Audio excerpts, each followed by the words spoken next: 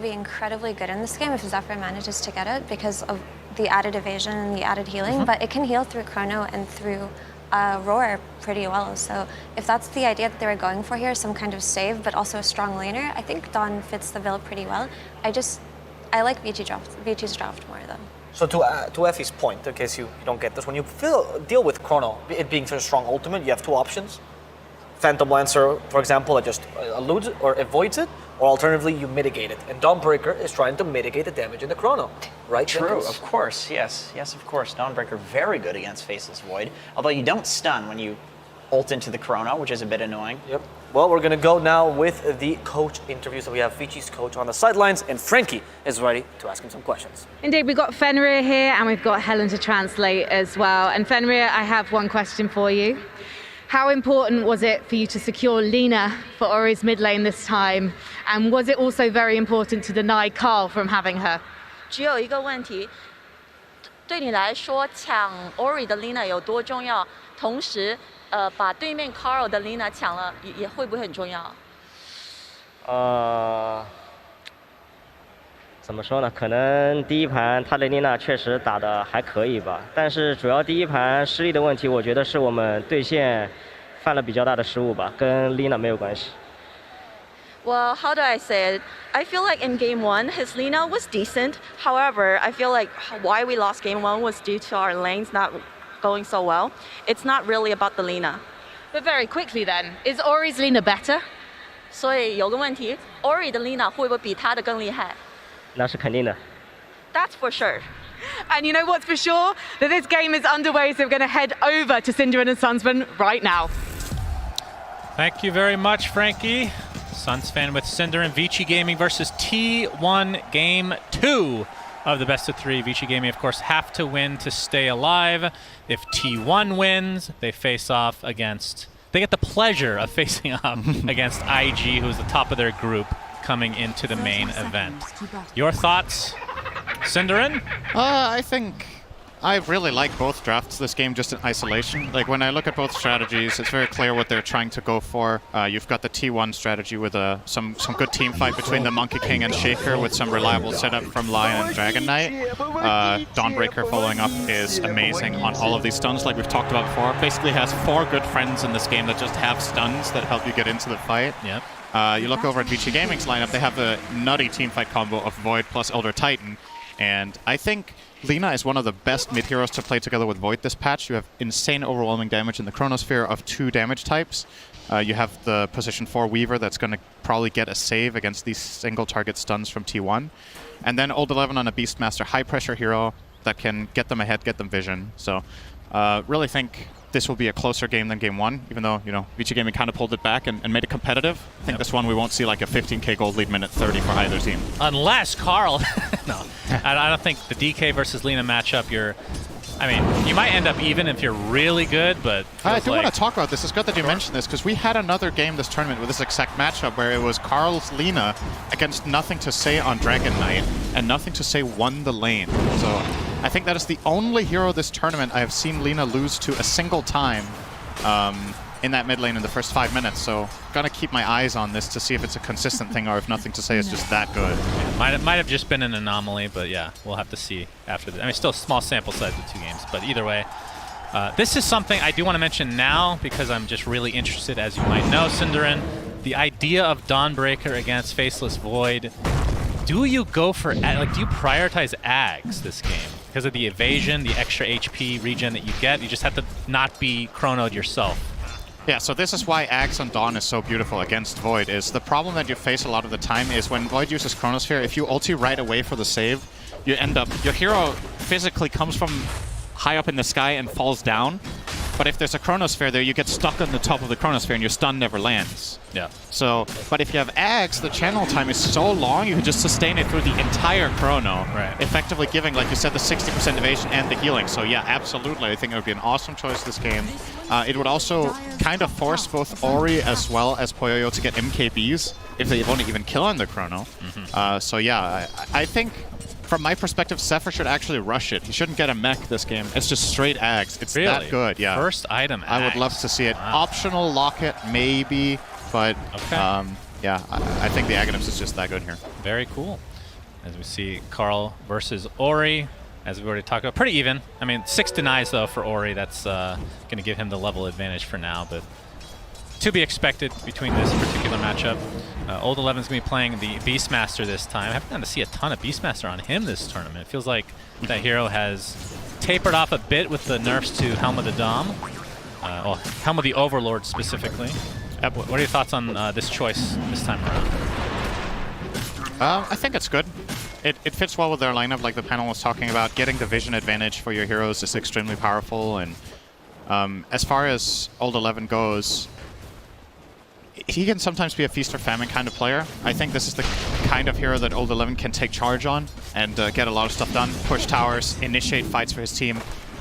His Mars in the last game was given, dealt, I think, a pretty bad hand. Like, it was a hard lane. I was playing against Razor, and overall their lanes just went horribly. So this is a different approach, and I think it's going to work very well here. Whitemon is going to get the Swarm applied to him, but the Earth Spike with the Hex and the Dust. PYW looks like he'll live. That takes heavy punish just for existing as a disgusting bug. Sorry, I just really hate bugs. So, LSA is going to connect onto Carl. Ori. And once the rotations come, if Carl is still at this low HP, that's going to end up being an easy kill. Okay, nothing to say. It's just that good. Confirmed. Yeah, I think so. Ori is very far ahead of Carl this game. It's not as bad as last game, though. The reverse is PYW gets caught off by that Fissure. Cuckoo, a nice enchant totem. Trying to turn this around, but it looks like, one more right click will do it, but they can't reach him. Poyoyo will turn his sights to Whitemon instead. Swarm comes through, is going to connect on Whitemon, and he's going to tick down to those Beetles. As Cuckoo just barely survives as well, so first blood goes the way of Vici Gaming this time. Could you imagine that? What a way to go out. You've been to hell and back, and you didn't die there, and then you get killed by a little scarab. Yeah. Those scarabs have to be really nasty. That is... Have you seen The Mummy? Why am I asking you anything? Carl getting chased by DY. You fought and died. We'll be fine, though. And it's just one of these mid heroes I find interesting, because a lot of these players that play mid are very mechanically skilled, and DK is like, you blink, you get a blink dagger, you blink, you initiate. You're almost like an offlaner where you just get kind of expedited levels. In really high pressure here mid from Ori again. Carl will sustain, but will struggle to even use his Soul Ring to use mana right now without dying, and just keeps laying into him there. Living on the edge right now, which you kind of have to do if you want to get this XP. Now you can see Ori.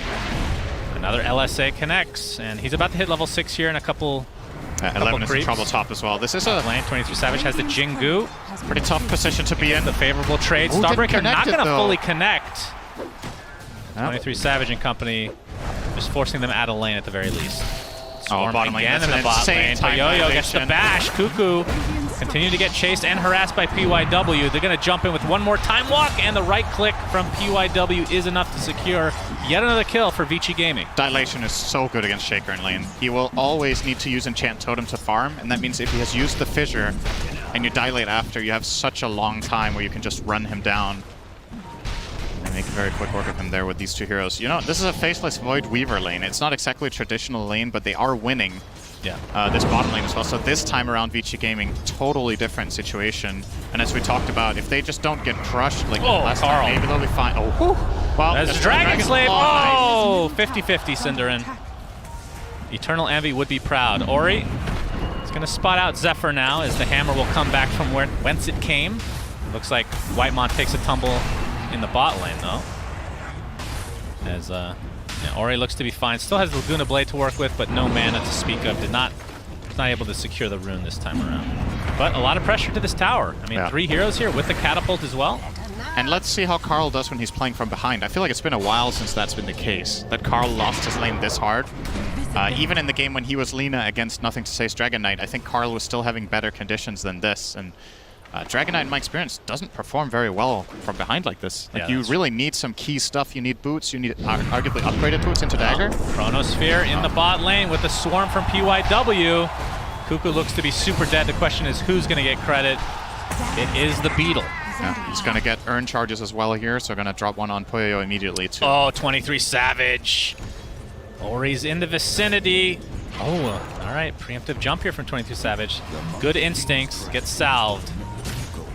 He's still not safe, though. Okay, now he is. Or he's showing. Well, they're going to push with Beastmaster Hawk, giving some vision here. Catapult doing some damage as well, but it looks like it'll be mitigated here. They have no glyph. So they can't keep it alive until the wave connects. And they will respect the potential play of T1 there.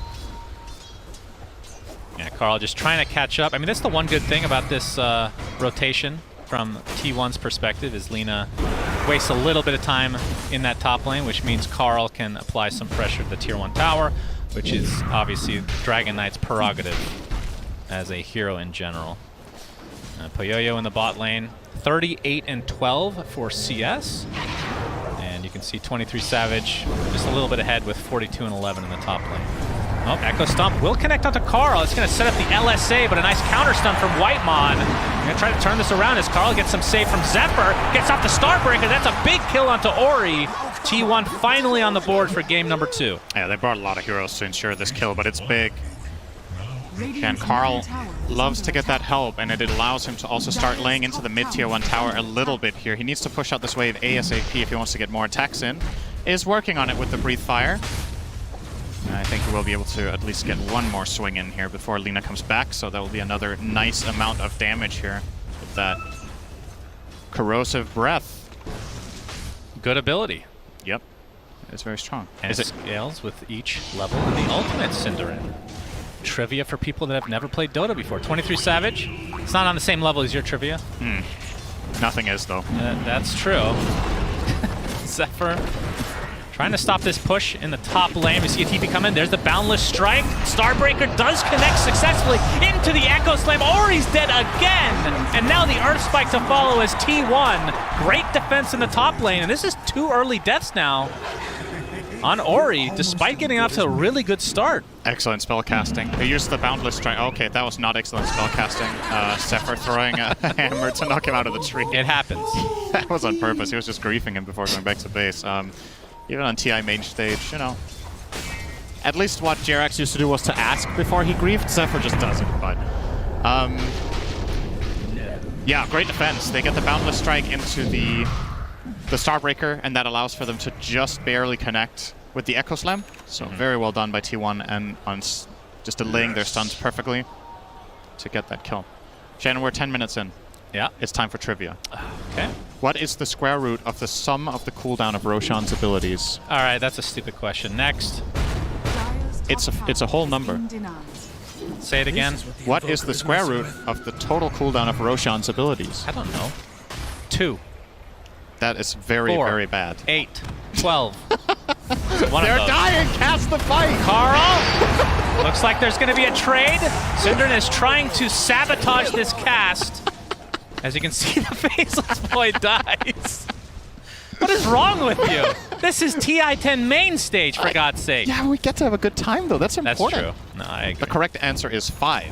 That's the least interesting one. You know what? You're banned for 10 minutes from another trivia. That was terrible. That's pretty good. I would have probably waited 10 minutes anyway. Okay. I'll take it. But that's a pretty big kill. Yeah, Poyoyo. They traded a support for getting the Void, so now both big cores on the Radiant side have died. Lina twice, Void once. And neither of which have a kill, actually, which is actually more surprising on Ori, with only 1 assist. So taking part in only 1 kill overall this game. Whitemon, oh, he's going to run into a lot of heroes, but looks like he is more than fine. Zephyr going to chase them out here. Starbreaker actually does connect with the finger of death from Whitemon. All right.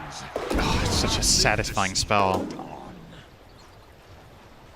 I mean, getting a kill in general is satisfying, so if there's flashy particles, then and a nice sound. Just something about Finger of Death. You say that about every spell. No, I don't. I say it about Finger of Death. You said it last game about something else. It was Boundless Strike. That was Boundless Strike with Jingu. I mean, you can't argue against that. I'm not That arguing. is really satisfying. I'm just saying. You know, it's also really satisfying. Trivia in 10 minutes. Oh, boy. But not yet. Down. Carl doing more damage with that Corrosive Breath, which will cause Gets denied. Poyoyo to deny the mid-tower. So, at the very least for Vici Gaming, they denied that. But, again, given Carl's start, getting this mid-tower minute at 11:30 is honestly pretty good. You know, he was pressured a lot, lost the lane to Lina, they ganked as well. But Carl still hasn't died in this lane. Has found his own fortune. Okay, Collision Rune will go the way of the Dragon Knight. Also keep in mind these solutions also have Corrosive Breath, so if Carl wants to, he can kind of do a little bit of a rotation move there. I believe at least they have the full corrosive breath, so he could send them to... I actually don't remember. Do they Attack stay in dragon form when he turns back? Yes. You sure about that? Yeah. The reason you're not Terrorblade sure is is the one that's Terrorblade, operated but that's because his is an aura. Yeah. Okay. So they should stay in dragon form the full duration. Yeah. And I do believe I just saw that. Okay, they don't turn dragon. Trivia: do they turn back to human or I not? could promise you they used to.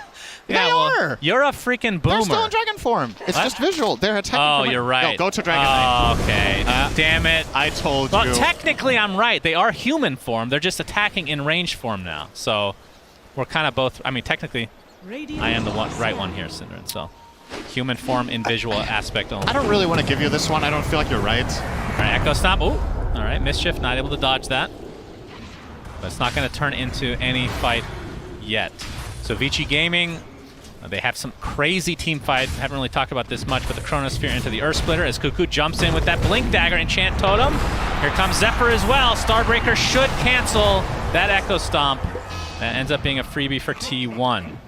But yeah, a lot of setup, or not a lot of setup, but a lot of chrono damage once that's placed. And then once Weaver, Mr. PYW, I would assume goes for Ags next. If he's on the outside, you can... I mean, there's just so many options for Vici going forward. I really like their lineup. It's pretty crazy, by the way. Carl is second on net worth now. He's made a comeback. Fully recovered, yeah. I mean, part of it is impressive. because of the deaths on Lina have set her back a bit. For sure.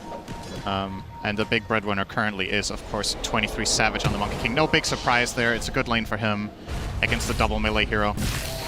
Yep, Weaver, Swarm onto PYW. Zephyr. 23 Savage is in the area, though, so looks to be fine. As Poyoyo on the Faceless Void has the Orb of Corrosion, excuse me. Yeah, the other item doesn't exist anymore. Yeah, Orb of Destruction was deleted, in fact. PYW. PYW might be in some trouble. He got Sentry dusted. is for the other side. Oh, the time lapse, but right back into the arms of T1. So another finger charge for Whitemon. Is Earthsplitter actually coming in? He's going to connect on Cuckoo, trying to kill this annoying Wild Wing Ripper before his untimely death, I would assume. But 23 Savage has other plans. He gets off his oath with the Boundless Strike. Roar is there to keep them at bay, though. But it's going to be a second kill in favor of T1. And despite having that Roar, looks like this is going to be the death of Beastmaster as well. But here comes Poyoyo. He gets a big Chronosphere. Not that much follow-up, though. They're going to find one kill onto the Earthshaker. It's Ori being pursued by the Monkey. 23 Savage as the Boundless Strike connects Whitemon in the vicinity. This is going to be another kill onto Ori. Just such a rough game for him after that really good start. Oh, I'm sorry. I'll get to why I'm laughing so hard right now. Let's see if he gets out. Carl looks No fine. bash. All right, tell me why you're laughing, Cinder. All right, so Carl blinks in for the follow-up when they're under Lina, and he shoots his breathe fire like 500 range away. Misses it completely and plays the set. Nice. Well, at least it's a good effort, though. That's Yeah, and he is clearly having a laugh at it. Unfortunately for them, it didn't really matter, but that was funny. Oh my goodness. Well, it does happen. Misclicks happen even at the highest level, so it's a good thing that he can just laugh it off and continue on with the game. But yeah, another good overall sequence here for T1. And I was gonna say, Weaver with this Vessel, you would imagine that, you know, depending on when you get this item, it can have like varying degrees of importance, right? You're playing against both Dawnbreaker, Monkey King, and Dragon Knight, and you got it early on your Weaver, so you really want PYW to be involved in kills. It helps so much until they start getting the BKBs on DK and Monkey. Unfortunately for him, though, he was the start of that fight. He got killed first as, they found out DY. Yep. He is toast. Tons of stuns. Disabled for an eternity, so another death for DY. So T1 kind of withstanding the, I want to say the very early laning stage, and have bounced back to a very high degree now. As 23 Savage is top of the net worth, as we see a replay. This is what you were talking They're about? showing us Carl. I like that in this highlight, we're Let's all see. just looking for Let me the see this fail. breathe fire. There he is. And all right. It happens. I mean, if you make an SFM on this and just change the angle, it ends up looking really epic, I'm sure. Yeah. But Make sure you play the sad trombone in your video, though. true. It happens. All right, next move. I think it's time for Vici Gaming soon to get something done here. By 30 the way- seconds on Chronosphere cooldown. You were right. Zephyr is going for the Aghanim Scepter straight away up. Nice. I love he's halfway there already. It's a great choice in this game. And the cool thing about this hero as a support, I mean, we've talked about the lane pushing and all of that, but the fact that she can actually farm without really needing much, just the hammer alone, allows you to take out waves. And very tanky to boot. PYW. Looks like he's, is he actually Carl working on connecting Axe top himself? here. Yeah. They're looking for another kill on PYW. They might get it with Dragon Tail. Yep, Dragon Tail initiation. Zephyr with the Starbreaker. They put Vision down a little bit late, so PYW is going to take a brief fire in the trees, but won't be pursued any further. Yep. Carl's going to get roared. Laguna Blade to follow, but here comes the Solar Guardian. That's going to heal him up to a decent amount, or he just can't finish the kill quite yet. Carl getting pursued by PYW. One more right click should do it. No, he's in. The Chronosphere comes out, actually catches his teammate. Earth Splitter to follow. Whitemon is dead. Stomp onto basically everybody here, but 2 dead already for Vici Gaming, so advantage for T1. 23 Savage gets off the Wukong's command, trying to pursue a little bit further. They're going to find yet another kill. How has T1 stayed alive with everybody? And now trying to go for Puyoyo. Do they have the setup? Boundless Strike to start, and the Time Walk to safety. It was your own. I actually cannot believe Carl lived. That was got insane. a stat for damage taken in that fight for Dragon Knight. That was crazy. He took so much damage for his team, and they don't get the kill. The thing is, not but you know, he baits Weaver in, doesn't find the kill, then he baits Elder Titan in, doesn't find the kill, and Vici Gaming just end up spending the entire time just desperately trying to at least get the kill they wanted to begin with.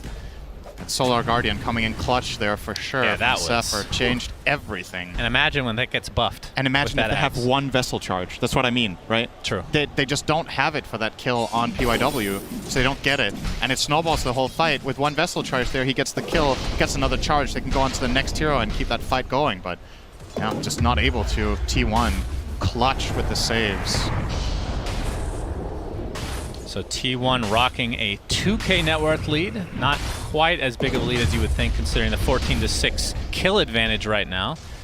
And of course, Puyoyo, we brought this up, but has had that Hannah Midas for a while, so we'll see if that ends up paying dividends. Still working on the BKB though. Yeah. About 800 away from finishing that bad boy.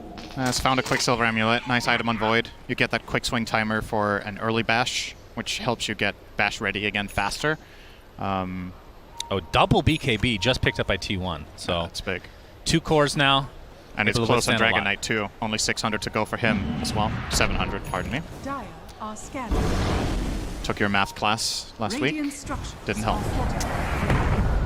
You're making fun of the American education system as Laguna Blade going to be used to destroy Zephyr, who, again, still... I mean, they're going to actually... Once they get these 3 BKBs up, they're only 800 away from that Ags on Dawnbreaker. That feels like a very big power spike. It is a really big item this game, for sure.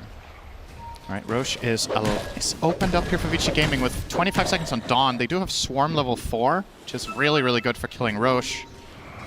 PYW is just going to tank Roche so the bug doesn't. And comes Puyoyo, so... T1, though, are aware. They have Echo. Oh my god, this would be a disgusting Echo Slam right Smoke now. breaks. Yep, Cuckoo in the vicinity. His blink gets canceled, but there's Carl with the initiation to start things out. Gets the Dragon Tail off, but Roshan looks like it's going to be taken out easily for Vici Gaming. They will lose the Elder Titan in tow, but there's the LSA actually catching the Earthshaker, so Cuckoo not really able to get off the initiation he was looking for. Very good for Vici. They didn't have to use Chrono to secure the Roche either, so it means there's another play opening up for Puyoyo. He's going to get enough gold for his BKB with that bounty rune picked up from Ori. So next move is on the horizon. Something else on the horizon. We're now past minute 20, so it's time for trivia. Okay, I should have said 20 minutes. You're gonna like this one, okay? What is the passive aura of Ring of Aquila called? Is that in? Is somebody equipping that item right now? They took it off. The passive aura. I have no idea. Give me your best Ring guess. of Basilius aura. That's what I'm calling. Aquila aura. Oh my god, that was actually not that bad. Not that far away. I get half a point for that? No. Okay, thanks. I mean, you got aura right, but it's an aura, so I don't know if that counts. That's half, technically. It's like You know saying, how you what feel kind about of that? ice cream is this? And then you say licorice ice cream, but it was orange ice cream. You're like, I was close. I got ice cream right. I mean, come on. Of course, it's ice cream. It's still true, though. Carl. Oh, we got Echo? the Echo Slam come out with the BKB's activate. Can they blow up?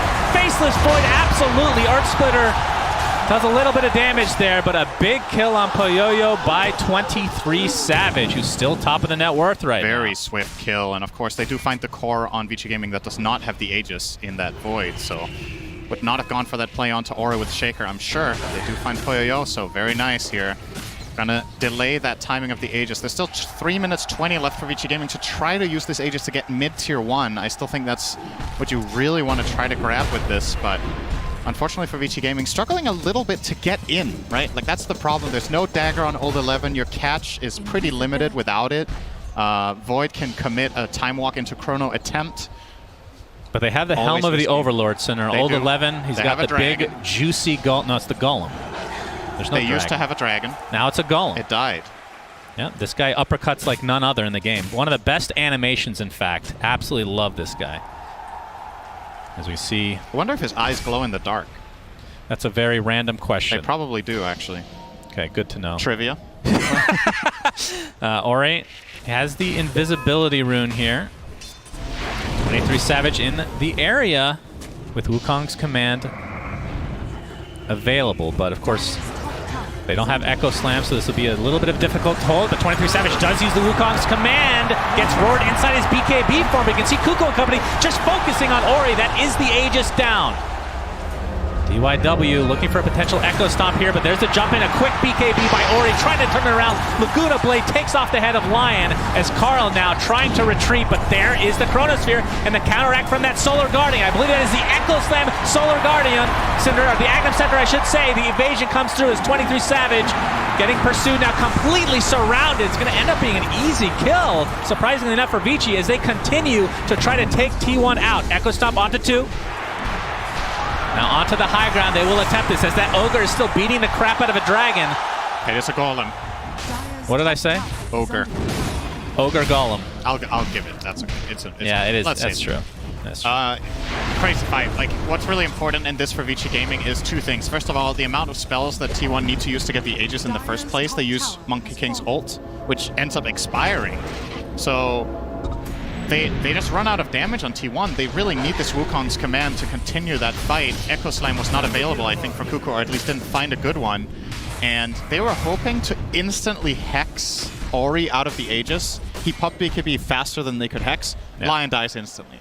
You have a Dragon Knight out of position who's trying to Dragon Tail the Lina, so effectively you just put yourselves in a really bad position when your spells were down. And in hindsight, it's easy for us to say, just take your Aegis kill, be happy with it, back off and lose the tower. But that was not going to work with the way T1 set that up, and they got punished for it pretty hard. And keep in mind, they didn't have the Echo Slam still, so just came back off cooldown as they used it earlier to get a kill prior to that. But you can see the confidence from T1, not having a big ultimate like that, still feeling like they can take him out, but the quick fingers from Ori. And you did see the impact of Solar Guardian in that fight, by the way. He used it on the Chrono Dragon Knight, who took no damage from Void. Yep. He was actually healing while Dragon Knight, or while Void was attacking him. Just nothing coming out from Poyoyo onto that DK. So if things are set up a little bit better for T1, you're going to see that Solar Guardian play a really big role.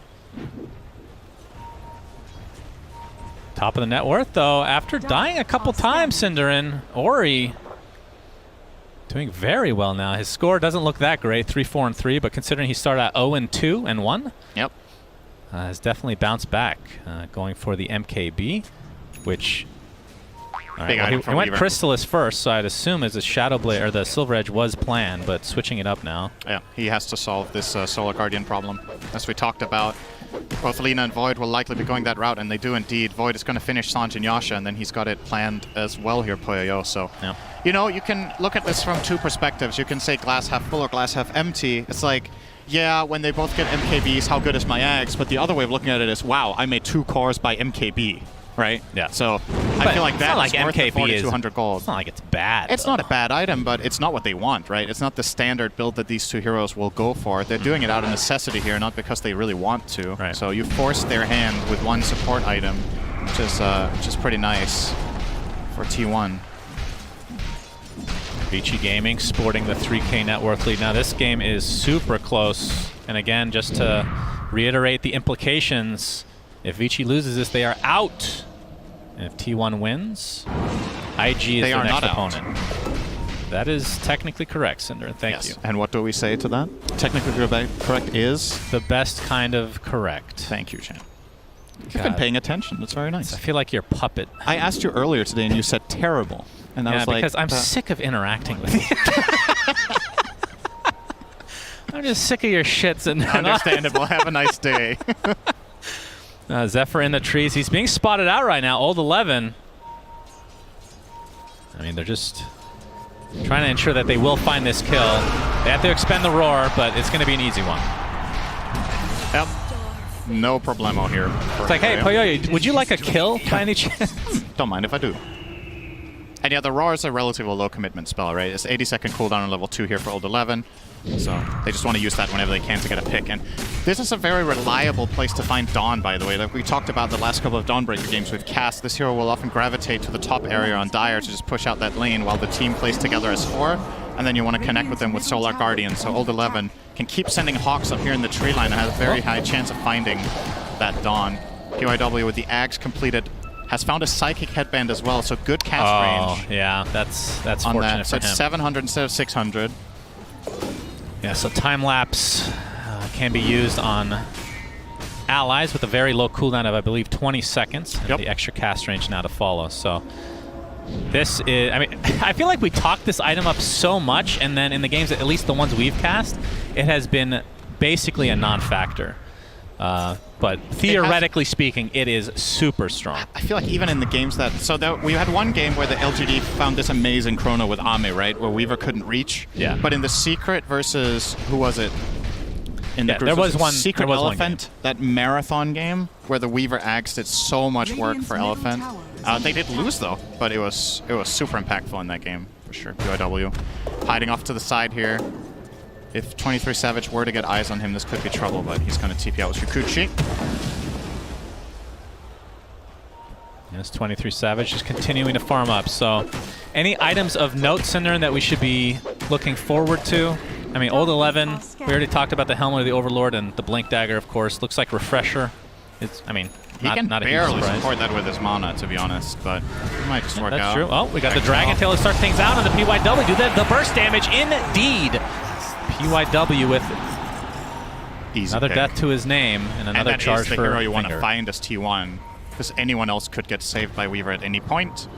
And your single target burst on T1 can kill one hero one time. That's basically the limit, right? You have Finger of Death, Dragon Tail, Boundless Strike, and maybe a Fissure. If the target gets time-lapsed, you can't do it all over again with the lineup that you have. So very important, if possible, to get on top of that Weaver. Oh, double damage bottom. Yep. Ori is the Hex from Whitemon. He's actually going to leave it for 23 Savage, and that is another death now for Ori. Very unfortunate. It's Cuckoo. So cocky. Echo Slam BKB. I mean, from our perspective, obviously this looks crazy, right? He doesn't have the exact vision that would allow him. I mean, okay, let's take a look down there again, right? So they do have an Observer Ward in the Radiant, but they only have the one that oversees the river, not the enemy side of the river. So Ori just... How to say, he gets a false feeling of safety there from the ward. If he didn't have the ward, I don't think he would have gone for the rune. Right. So the ward actually working against him here and giving him that safety feeling that wasn't there. And T1 punished very quickly with the Blink Lion, get a huge kill on This is still scary. I mean, 30 seconds death timer for Lina, but you're going against Chronosphere, you're going against Elder Titan, quite possibly top 3 Roche defenders in the game. Yeah. And you're going against Void ET, and they're going to give up. I just said that. Yeah. Yep, they're against Void ET. You didn't say they gave up. Okay, true. Old 11 just biding his time here. Can obviously gain so much vision with these Hawks. He does have the Shard as well, by the way, which reduces the cooldown of the Hawk and gives you the... What is the actual ability called? Dive Bomb. Dive Bomb for the suicide mission for those Hawks. That is an awesome skill name. Yeah. I like that one a lot. That's Yep, good. I agree. As we now have a smoke from Vici. Looks like Carl did finish his AC, so very, very tanky. Okay. Or he just walks into the pit and looks around the pit and walks out. Nobody here. It's like he saw Roshan for the first time. Nope. Yeah.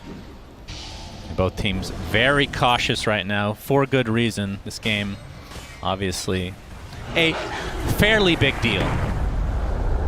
Echo Stomp from afar, Poyoyo. He's going to get Dragon Tail to start things out, but Carl looks like he might be regretting his decision, just waddling away right now. Time dilation on top of him. Has to pop his ult along with the BKB, trying to turn this around onto the Void. They get him to about half HP, but doesn't look like they can actually finish off Poyoyo. They're worried about committing because they don't see PYW, so they don't want to throw spells into the air and get no value. They need some insane burst catch there to kill him before the Weaver can react, and they don't have it. I like this. They need to fight now. They've already popped the Dragon Form and his BKB. Elder Titan is going to see them, though. Astral Spirit, if he is paying attention, gets the feedback there. Ori showing himself. Oh, the initial. Oh, they actually missed the stun there from Cuckoo. And he'll have to hightail away here. 23 Savage does get off his ult with the Boundless Strike as well. Poyoyo pops his BKB. They're going to blow up the Lion, and Cuckoo's dead next. That means T1 likely will try to fall back, but that is the buyback now from Cuckoo. 23 Savage on the trees. He gets roared mid-leap. They're going to see him. They're going to drop that tree, and down goes the Monkey King. Huge fight for Vici. They find 3 kills, and one of them buys back, and on a core, they're the Shaker. And if T1 want any chance of holding this Roche, they're going to need more of those buybacks. They can't hold that with these 3. There's not enough damage between them. Yeah. Unless all 5 of Vici Gaming's heroes go together in a huddle and get Echo Slammed, you're not winning this fight, and Vici Gaming will not do that. So this is Roche number 2. Vici Gaming going to get the Aegis likely on Ori. Poyoyo, I would assume, takes the Shard. And he does indeed. So that's going to give him the extra cast range on Time Walk and the reverse Time Walk, which looks funny, but is actually not bad for baiting spells.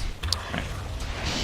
It's a very good way of getting vision. I think that's the most underappreciated part of the spell, is that you can jump and gather information and jump out. It is smokes, a little bit hairy against the Lion, though. Yeah, it can be tricky for sure. But against most lineups, you will be able to jump in, get a little bit of intel, jump out, and maybe that sets up your team for success. Maybe you break a smoke, maybe you bait a spell, like you said. There's a lot of upsides to this. Vici Gaming taking control of the outpost now, and you can see in terms of the tower pressure, they have top basically down. The tier 1 and tier 2, so the tier 2 mid will likely be their next choice. But bottom lane, the tier 1 is still there. So, see what they want with this Aegis. If they attempt to go high ground, again, with a Weaver, with that Axe, I feel like going high ground is not that risky, depending on what T1 can try to do to counteract that. That's true. You could put as long as Lina has vision, which you can give her perhaps with a Hawk from an angle, she can just hit the tower from the low ground even.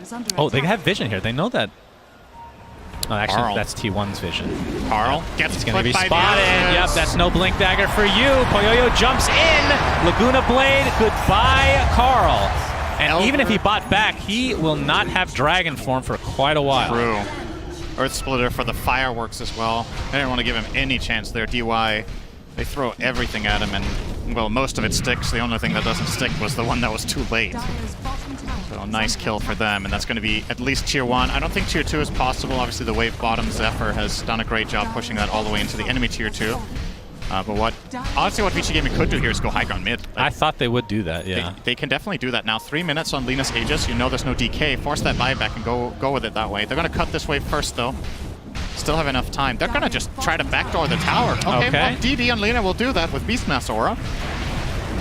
Can they? There is Glyph if they want to, but they're probably going to save that for high ground here, imagine. Yep, they're going to give it up. Oh, no. They're not. So it's going to regen a bit as a result, and Vici Gaming is going to regen. Wondering whether there's going to be a hold here or not, but as we can see, that is not going to happen. We can watch this tower regen for another 10 seconds if we want. It's going to take a while to heal up to full. But they're going back even in. longer now to heal up. Okay, they can do it without the DD. I mean, imagine uppercutting a building. The fact that he can uppercut a building is impressive. Yeah. This granite golem. Very big boy. Big boy indeed. All right, we got the Scotty online for 23 Savage, but Poyoyo has one of his own, which against this lineup, against Dawnbreaker, Monkey King, and Dragonite, extremely good for the counter regen. Carl jumps in, has his ult activated as well. They will go. The time lapse again saving Ori, but he's going to get bursted down very slowly. The Aegis goes down despite using the BKB.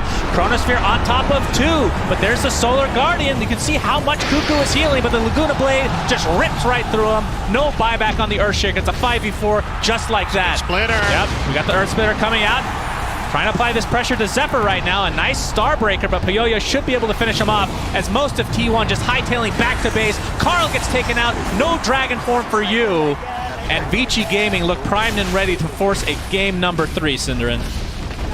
23 Savage having a bit of an identity crisis, saying, I'm not scared, bro, I'm Cuckoo. No, sir, Cuckoo is your teammate on Earthshaker who died before you, trying to find a kill on a Weaver. Yeah, GG's going to be called. It is nice game for Vici Gaming. So difficult to play into Weaver Aghanim Scepter. I mean, they had to kill Cuckoo several times over, but they did so regardless. And T1 now potentially, I mean, they're both on the brink of elimination, technically speaking, Cinderin. Loving the adjustments from Vici Gaming this game. I really think they got a much better game. The key part for me, even though Ori got ganked a bit, again, the tables were turned in the game from the get-go, right? He's winning his lane, he's forcing the rotations onto him from the enemy team, and it just opens up for both the Beastmaster to maybe get a better game than you could have expected, especially both Faceless Void and Weaver crushing the bottom lane as well. As a result of that, they just end up getting so many victories across the map, and that really